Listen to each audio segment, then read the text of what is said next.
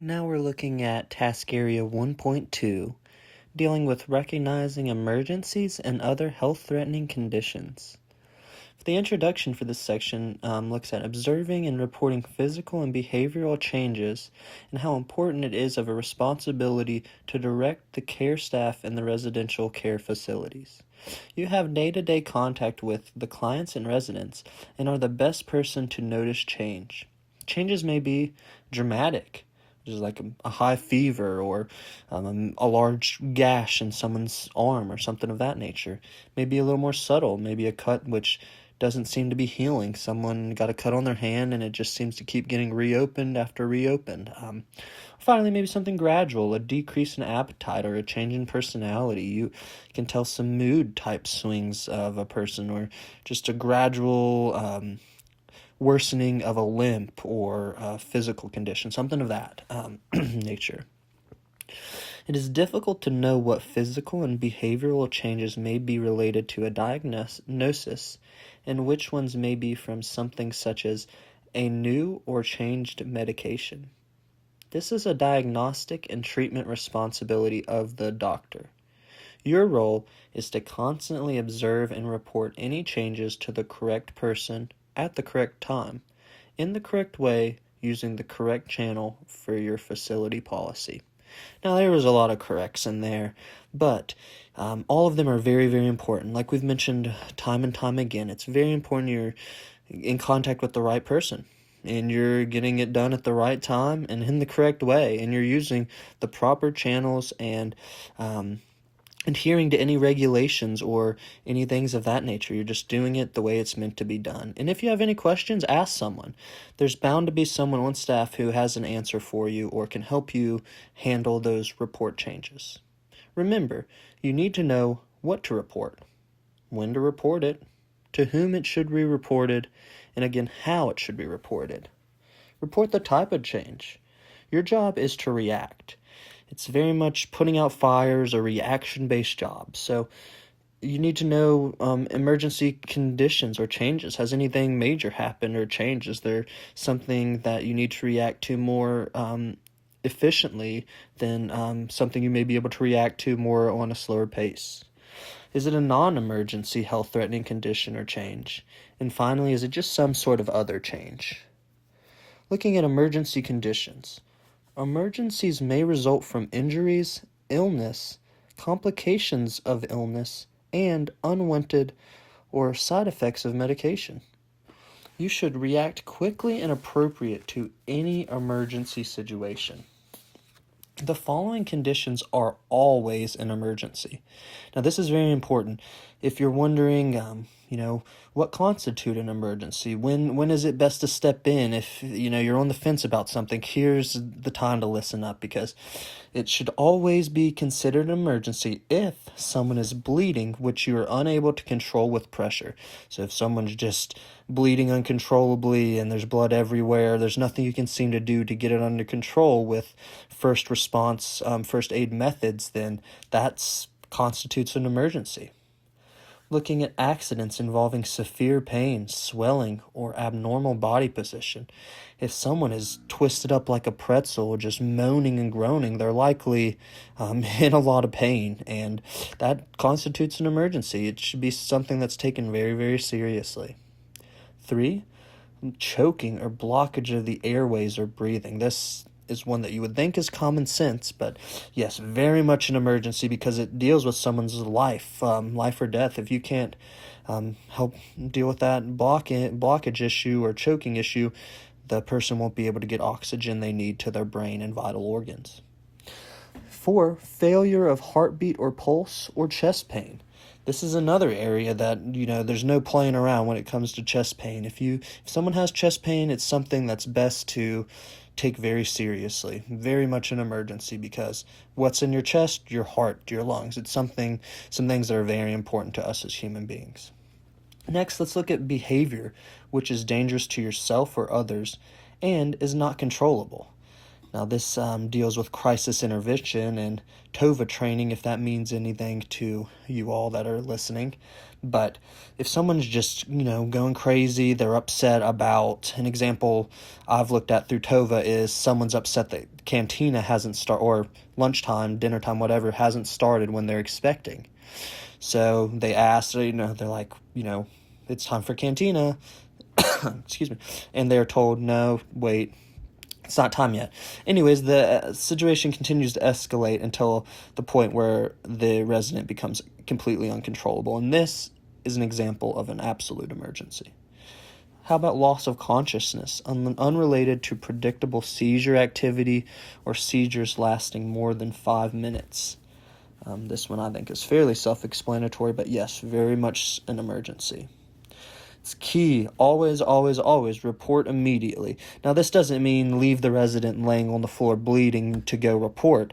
This means report immediately once it's safe to do so, or once the time is appropriate, but you must report the second you get a chance. Never leave the resident alone when making any 911 calls, any calls to supervisors, other people within the facility. Make sure that the resident is attended to either by another staff member or you stay with them yourself if you're unable to get any help. To whom? Dial 911, the emergency response numbers in your area. All of the major phone areas in the Bristol Lifestyle Recovery Facility has a laminated list of those emergency contact numbers. This may be different for the facility that you're working for or whatever it may be, but it's important to know those emergency response numbers for your area that will help with your facility. When one or more staff member is involved, one person must take charge of the situation. This staff member should be trained in emergency procedures such as CPR and first aid. This person is responsible for telling others what to do and for providing emergency assistance to the client or resident. Other staff should call for emergency help, collect the medical records so the treating physician has complete information on that client or resident, return to assist the first person helping the client or resident, accompany the client resident to the hospital, making sure to take the records and any applicable information that you have available. If you are the only staff member, you will have to deal with the emergency situation independently. Now, this can be difficult and leaves you with much less options in the way that you can respond to the situation. So just keep that in mind if this type of incident or situation ever occurs for you. Sometimes you can use a client or resident to assist if the person will follow instructions. This can be a very valuable tool, especially in a facility like Bristol Lifestyle Recovery, because there's lots of friendly and helpful residents around that would be very helpful and ready to step in and do whatever is needed to make sure that one of their peers is taken care of safely. It is good practice with a few designated residents so you know how they will react. So, in other words, make sure that the residents that you rely on aren't loose cannons. You kind of know what to expect if you call on them. And remember that the primary responsibility is to get to the phone, to get help, and do whatever you can until an emergency crew arrives. So you don't want to keep going at this alone, and 2 is always better than 1, so you're going to want to try to find some help from a team member or from a first responder or emergency services personnel. After all emergencies, as soon as the emergency is under control, call the supervisor and inform him or her of what happened. Follow your call with a written report according to the facility policy. Again, always make sure to document appropriately. And finally, each staff member involved should write an independent report as soon as possible and send it to the supervisor. The more people who give their perspective of what happened, the more likely the ultimate truth will come out and the most accurate report can be sent in. And finally, in non-emergency health-threatening conditions. Non-emergency health-threatening conditions are those physical or behavioral signs which lead you to believe that the health or safety of the client or resident or others are in danger. Think of those conditions in yourself or your families for which you would call a doctor, but not an emergency service. Some examples include maybe a fever, and which is not reduced by normal procedures such as an aspirin, repeated episodes of anger or aggressive behavior, which is, while controllable, not typical of behavior of the person, and maybe diarrhea, which is not affected by approved non-prescription medications,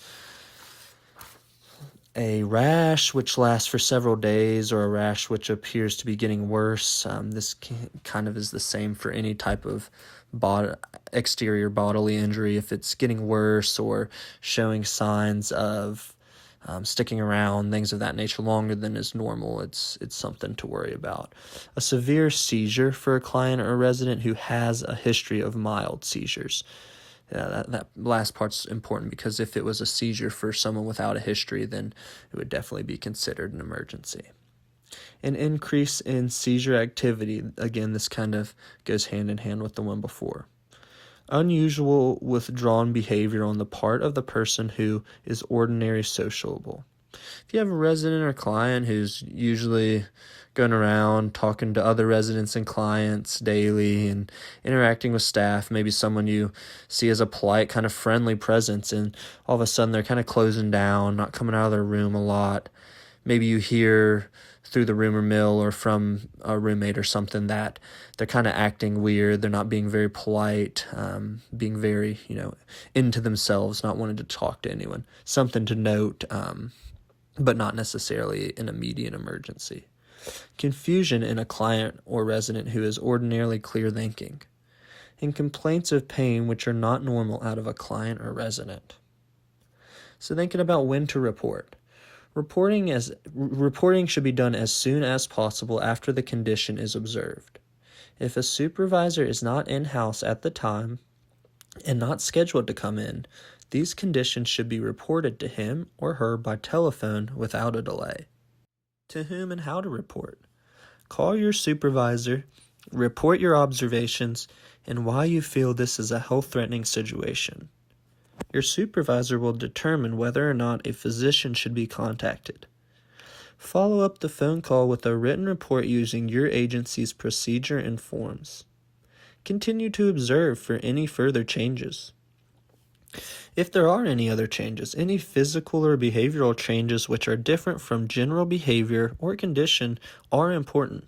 They should be recorded and reviewed by the supervisor. Some examples include changes in sleep patterns, sleeping more or less than usual, minor problems such as sneezing, some low-grade fever, maybe mild diarrhea or vomiting, unexplained bruises or abnormal skin conditions, a lack of coordination, falling over, tripping a lot, kind of not seeming themselves, maybe perhaps a slight rash or a skin condition of that nature. There are tons of examples, but the important thing to remember is to report anything unusual about a person.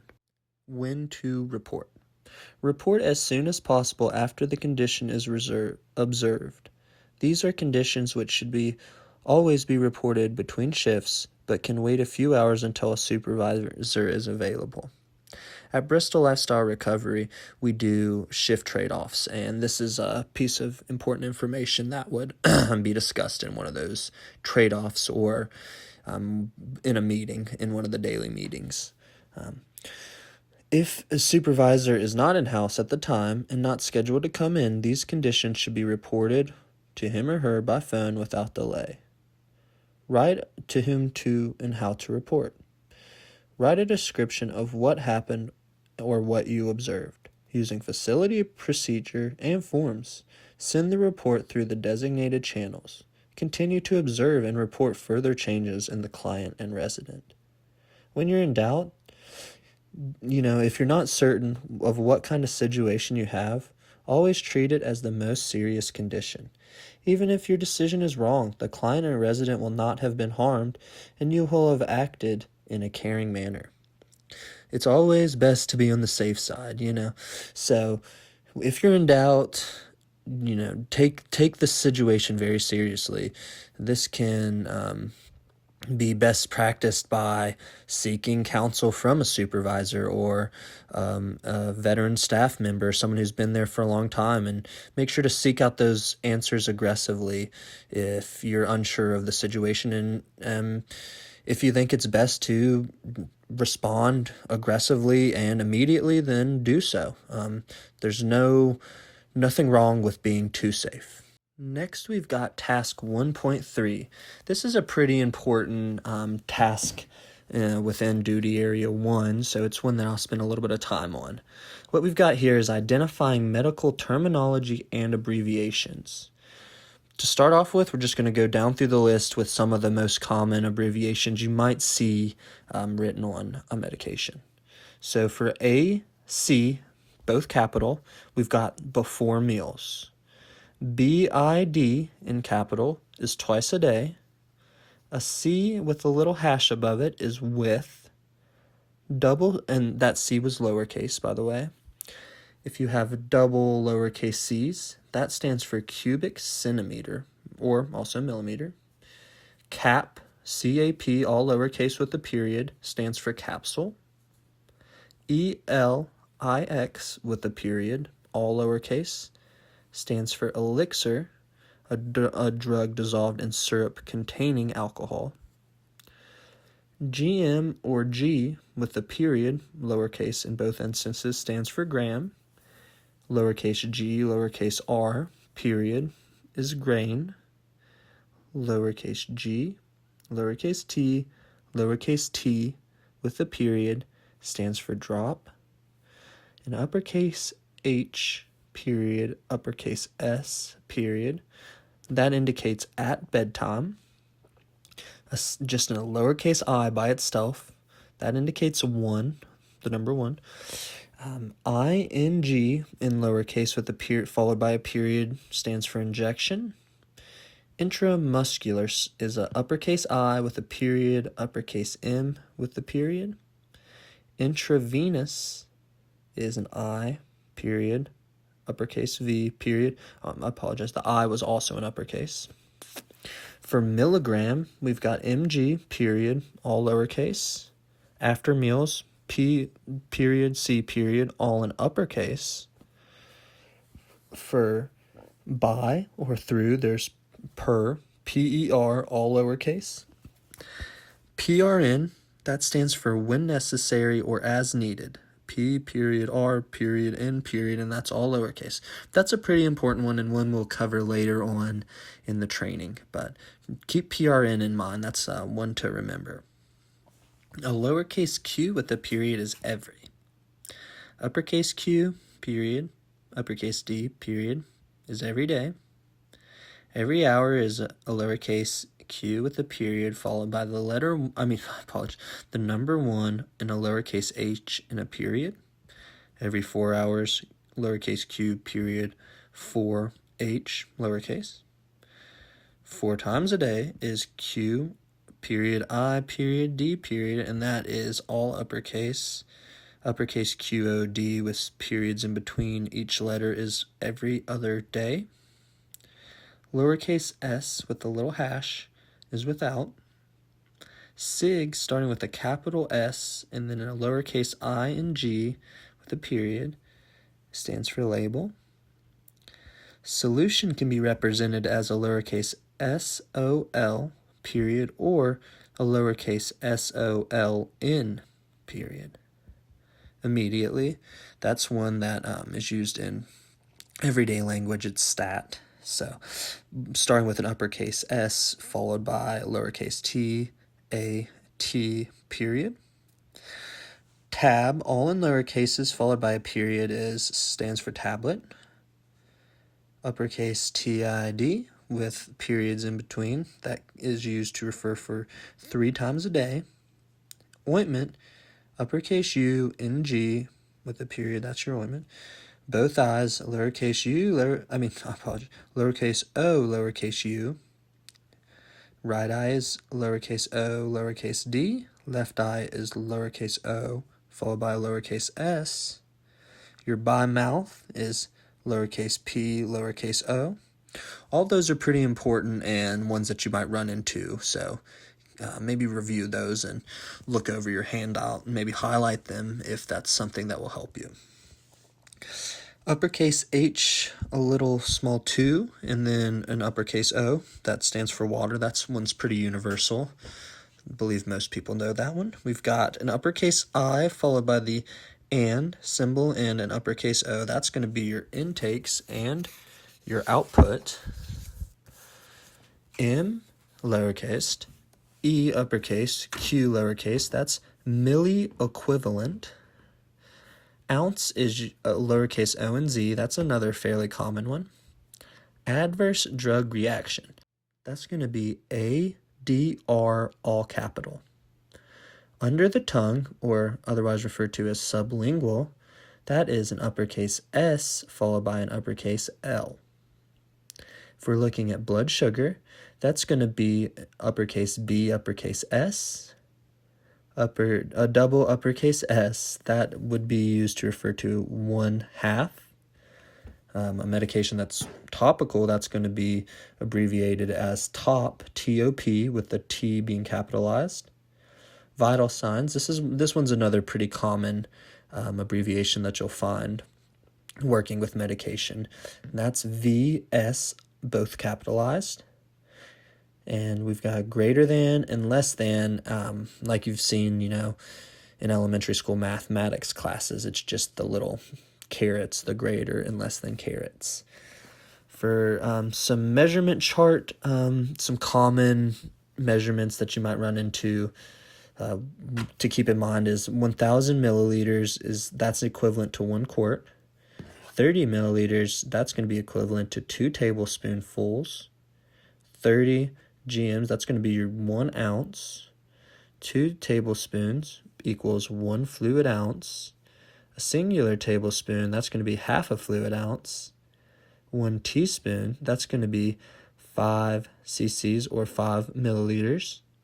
And 30 milliliters, that's going to be equal to 1 fluid ounce. Milliliters are fluid, so liquid, and milligrams and grams, those are going to be solids. That's something that's, common sense, but worth noting. Some physical assessment terms to go along with these abbreviations we've been covering. There's BP or B-P or lowercase b-p, the first two being in uppercase form, and those stand for blood pressure. We've got temperature, which is all lowercase, the spelling of temp, T-E-M-P, period. R-E-S-P, period, all lowercase. That's going to stand for respiration, which is like your breathing, things of that nature. Gastrointestinal tract, anything dealing with that, that's going to be G, period, I, period, all in caps. Bowel movement, that's sometimes abbreviated as B, period, M, period, and that's seen in both uppercase and lowercase form. To urinate or pass water, that is sometimes referred to as to voiding. Your pulse, heartbeat felt at your arteries. So, yeah, if you've ever heard the term pulse, that's heartbeat felt at arteries. Shortness of breath, that's abbreviated as S, period, O, period, B, period, and all caps. And finally, subcutaneous, which means beneath the skin, which is kind of into the fat, the layer underneath the skin that's fat. That's going to be SQ in lowercase. In the handout packet, there should be a training exercise to help you practice using abbreviations and matching them to their appropriate medical term. This is a useful little way of seeing how much you know and kind of highlighting the ones that you don't know. Diving back in with task 1.4, we're looking at identifying classes of medication. This is a important portion of the module, so try to focus up. 10 common classes of medications and examples of each. So just kind of go down through. So antibiotics, that's a fairly common type of medication. Most people are fairly aware of what antibiotics are. But some examples include Augmentin or amoxicillin. Some cardiovascular drugs, we've got Lanoxin and Vasotec. some drugs that may affect the nervous system. We're thinking about Prozac, Xanax, drugs like that, similar to that. Respiratory tract drugs, Asthmacort inhalers, some Ventolin inhalers, things that you're going to, breathe directly into your lungs, into your respiratory system. Gastrointestinal tract drugs include Prevacid, Pepcid, things like that. Some hormones you may know of, Premarin, which is a type of estrogen, or Prempro. Some cancer drugs like methotrexate or tamoxifen. Those are some drugs used to treat cancer, so they're categorized as such. Your eye, ear, nose, and throat drugs. You've got pilocarpine eye drops, some Cerumenex ear drops. Topical medications include your creams, your ointments, maybe some of your lotions. And you also have nutritional agents. So that might be vitamins, instant breakfasts, Sustacol, things that are related similar to that. If you're unaware of what any of these categories means, or you'd like to, know some more examples, these examples weren't ones that you may be entirely familiar with, so look those up online. Your packet has them spelled out for you. Just do a quick Google search, and there's plenty of examples of each type of medication. There are two categories used to describe the various classes of drugs we just went over. They're prescription drugs and over-the-counter drugs. Prescription drugs are designated as controlled, Schedule 2V. Designated as a controlled substance, they have a high potential for abuse, require special storage and reporting procedures, and they cannot be dispensed without a doctor's prescription. Some controlled substances may be purchased without a prescription, but the patient must sign the pharmacist's register. And the other is non-controlled, Schedule 4 in Virginia. All prescription drugs not on the controlled substance list. And then the other category, over-the-counter drugs, these can be dispensed without a doctor's prescription, and they can produce unwanted effects. Flip now to Task 1.5, Part 1, Retrieving Selective Information for Psychotropic Drugs. Psychotropic medications include your anti-anxiety, antipsychotic, some hypnotic, antidepressants, your neuroleptic, drugs that kind of fall into that type of category. So these psychotropic medications are referred to as medications that affect mental function, behavior, and experience. Commonly administered to individuals to manage behavior and psychiatric symptoms, and known to have potentially serious side effects for many. Some psychotropic uses. Over 5 million people in the 18 to 24 age group use psychotropic drugs. More than half of those 5 million are on antidepressants. The other half is divided almost evenly between anti-anxiety, ADHD, and antipsychotic drugs. When retrieving selective information for psychotropic drugs, it's important that you arrange the information sheets correctly. You need to have the drug's name, like the trade name, the chemical or generic name. Drugs usually have more than one name.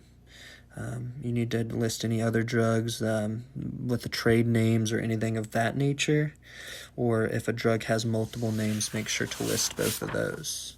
Follow your facility's policy and report the warning which concerns you and the appropriate person.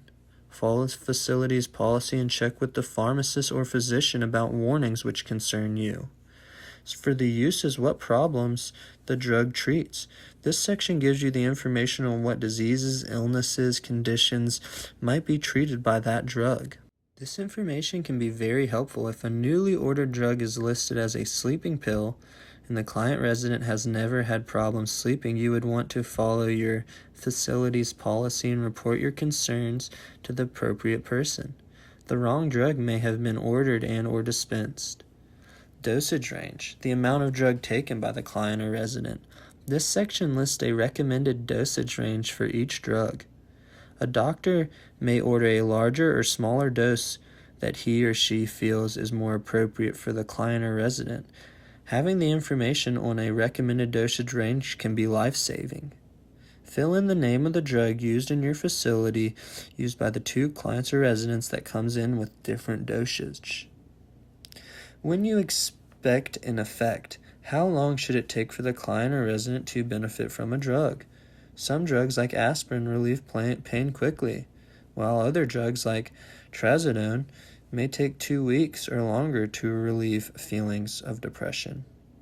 Consider the drug interactions. Drugs which are known to increase or decrease the effects of a drug. Sometimes doctors order 2 drugs that are known to interact on purpose. For example, some doctors order Dilaton or phenobarbital, 2 drugs which interact at the same time.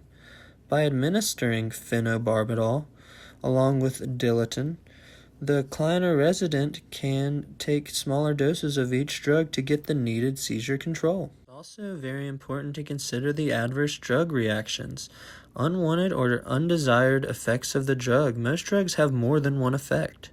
For example, Zoloft may relieve depression in a client or resident and also cause the client or resident to have trouble sleeping. The sleeping problem is an unwanted side effect or an adverse drug reaction, an ADR. Some ADRs will disappear once the client or resident's body has adjusted to the drug. Some ADRs, on the other hand, may worsen the client or resident's conditions. For example, a client or resident who is depressed may become more depressed when taking a new drug. Observing client residents for ADRs usually requires close monitoring or personal knowledge of the client or resident.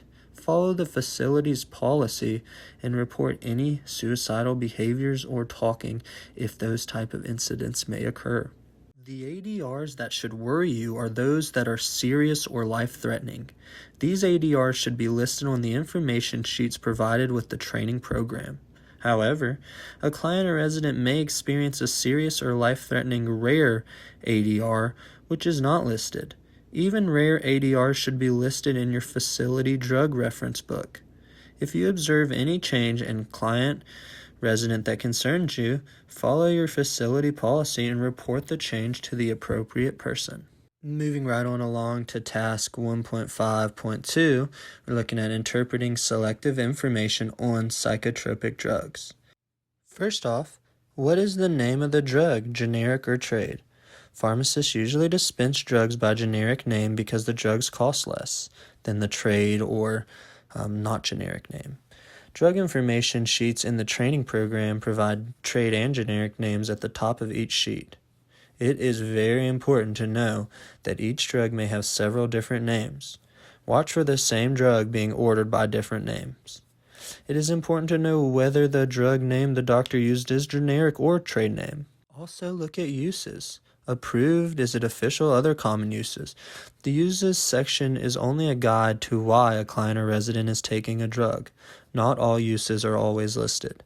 If a client or resident receives a new drug for an earache and the use is listed as an antidepressant, you should follow your facility policy and report the potential drug error to the appropriate person. Dosage ranges, a recommended dosage range, that's also a very important thing to consider. The recommended dosage range is only a guide though. Clients and residents may take more or less of a drug than the recommended dosage range. Doctors often order very small doses of psychotropic drugs at first, then slowly increase the doses as needed for particular clients and residents. When a dose for a psychotropic drug falls outside, it's larger or smaller, than the range, follow the facility's policy and report that information to the appropriate person. Finally, when considering the time to expect an effect, you have to think about how long should it take for a client or resident to benefit from taking the drug. This section is only a guide for how long a client or resident must take a drug before a client or resident benefits from that drug. Some clients or residents respond more slowly to drugs than other clients or residents. Everyone's different and everyone's body behaves differently. So it's important to keep in mind that it's not an exact science. Not every drug is going to kick in at the exact same time for every single person. Clients and residents cannot expect quick benefits from all drugs. That kind of, boils into the same thing. When a client or resident does not experience an effect from taking a drug within the time indicated, you should follow the facility's policy and report your observation to the appropriate person. Looking at drug interactions. Drugs that may increase or decrease the effect of a particular drug. Some drugs interact well. Many drugs don't. They interact harmfully, and these harmful drug interactions need to be listed in the section of psychotropic drug information sheet. But again, that information isn't always known, and it's not always possible to know that kind of thing. Everyone's body is different, so sometimes the harmful interactions is something that's not listed, so it's something you should still keep in the back of your mind, even if the drug interactions portion of the checks out. Most psychotropic drugs interact with alcohol. This can be a serious problem for adults in client and residential settings who have access to alcohol. This isn't the case at Bristol Lifestyle Recovery, but if someone's taking psychotropic drugs and you're aware of that and they do have access to alcohol, that's something that can be very damaging to their health and cause some very, very harmful side effects. So it's something that's important to be aware of. If a client or resident is taking a drug that could interact with another drug, you should follow facility policy and report the problem to the appropriate person. Adverse drug reactions, unwanted or undesired drug effects, ADRs. We've talked about them some already. Some unwanted or undesired drug effects disappear once the client or resident's body adjusts to the drug. Lots of times there's a little bit of a adjustment process. Your body's getting used to taking that drug, so it's the same case with clients or residents. Some unwanted or undesired effects are considered minor when compared with the major benefits of the client resident gets from continuing to take the drug. So in other words, if they can muscle through that first little bit where it may be, affecting them in a manageable way, then it's best to let them get through that period so they can reap the rewards of the real intended results of that drug. Some unwanted or undesired effects are potentially dangerous or life-threatening. The unwanted or undesired effects listed in the section are serious. So if there's the case that undesired effects might come about that are very, very serious, then those are going to be highlighted. Something that's extremely important to pay attention to. Most psychotropic drugs have the potential to harm an unborn child. If a client or resident is pregnant or may be pregnant, you should follow your facility policy to call the doctor. The doctor should be told about the pregnancy. Most psychotropic drugs have large warnings about pregnancy, but it is something that's extremely important to know. That's a newborn life. You want to be very careful and make sure you don't do anything that might harm the progression of their growth. And also, at BLR, we are an all-male facility, so that's not something you have to worry about necessarily, but there's other instances in other types of facilities that's something that should be very, very prominent and something you've got to be very aware of.